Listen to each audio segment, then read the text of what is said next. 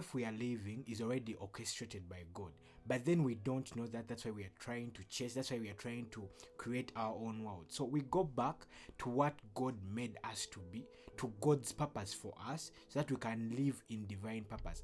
That we are going to try to get things, and things are going to seem like it's hard to get them because we're not supposed to get them. So you're supposed to know God's purpose for our life.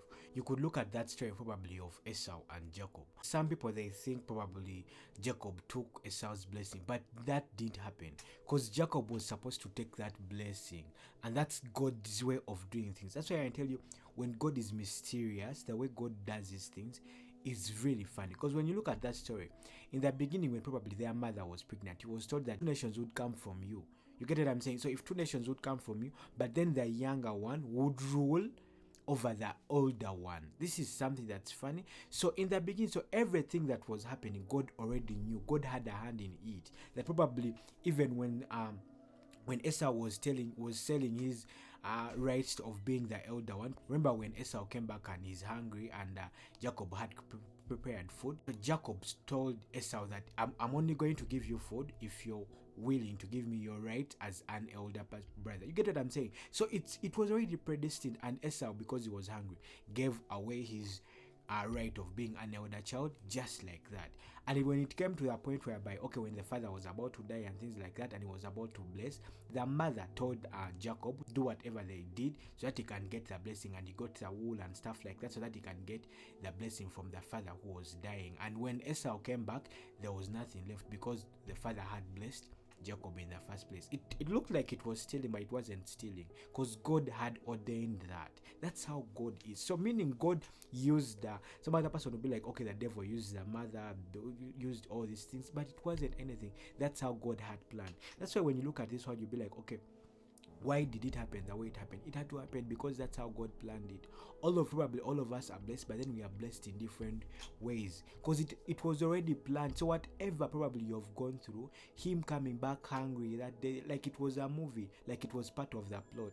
Even him probably going to hunt and probably come back, the father saying, okay, I'm giving you, I have nothing left to you. Everything was planned. Even the mother coming and telling Jacob, oh, let's do this and this and this, and so that you get your blessing before your brother comes back. Even the mother favoring Jacob over Esau. That was all the plan because the father loved Esau more, but then the mother loved Jacob more. And Jacob got the blessing because the mother probably overheard the father speaking, and Jacob, probably some other person would be like, Jacob took the brother's blessings. But it wasn't like, they weren't like taking anything. That's how God had planned it. And all of them were blessed in that way. You get what I'm saying? So that's the funny bit you're supposed to understand in life, the way God operates. God is mysterious. Like, you know, we're going to order God around.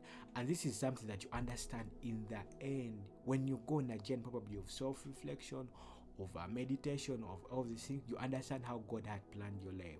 So sometimes you might think like that probably you're in control of your life when you're not really in control.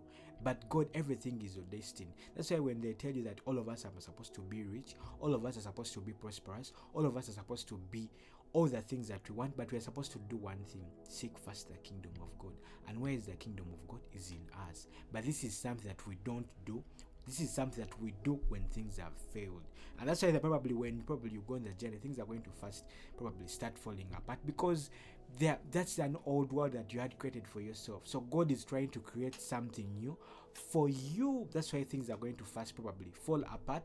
And it's in such places where people probably take a step back, fall back, and all that. Probably God is still probably testing you, still learning certain things because you didn't know these things. So that's why probably you look at them and you be like, okay, I'm suffering, I'm going through whatever. That's why you look at people probably that going to change religions. They go to a religion and things are going to be tough. Yeah, things are going to be tough because you're now on a different realm.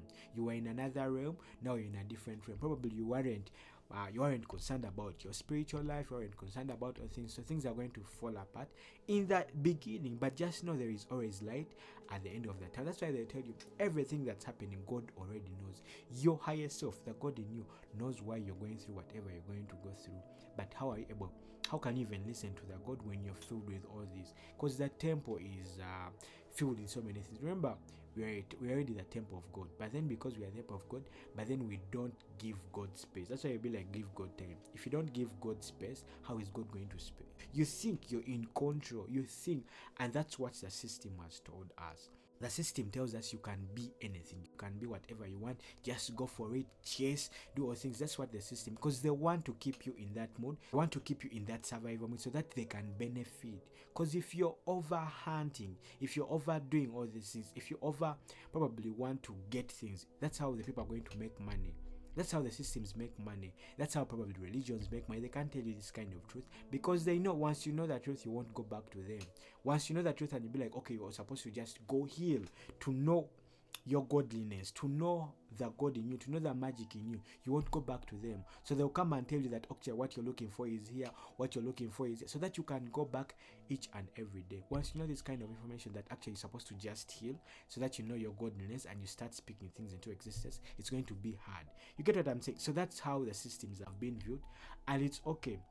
The systems have been built that way because that's what we want. We want it the easy way. We want it to be like we give responsibility to others. So the moment you give responsibility to others, just bear the consequences. Because most of the things that probably we are in, we probably we hate the jobs because we didn't want to start our own business. So we've gone to the jobs we've gone to people that started whatever they started, that took the risks. If those people are good, like deep down, if they're good, they'll show you their way. They'll show you that actually you're here, but then you're not here forever. You're supposed to see how you're going to get to the next level. You're supposed to see how you're all going to elevate yourself. That's why I will ask you your dreams, aspirations, and stuff like that, so that they can align with who you are. If they don't align with who you are, then you're supposed to go away. But some people won't tell you this, so it's because they want to take advantage, and that's when you're going to become a slave to the system, a slave to the world. It's still you get back to who you're supposed to be and what God ordained you to be, what your higher self ordained you to be, what your higher self wants you to be, that you're going to keep chasing. You're going to be in survival mode, you're going to be in that kind of life, because that's because you fear responsibility, you fear taking responsibility. I feel the notion of probably Satan coming through and stuff like that, because people don't want responsibility. If they do something, probably if they speak something bad, if they do something, they'll be like, okay, that was the devil doing it. And I'm like, where did you meet the devil?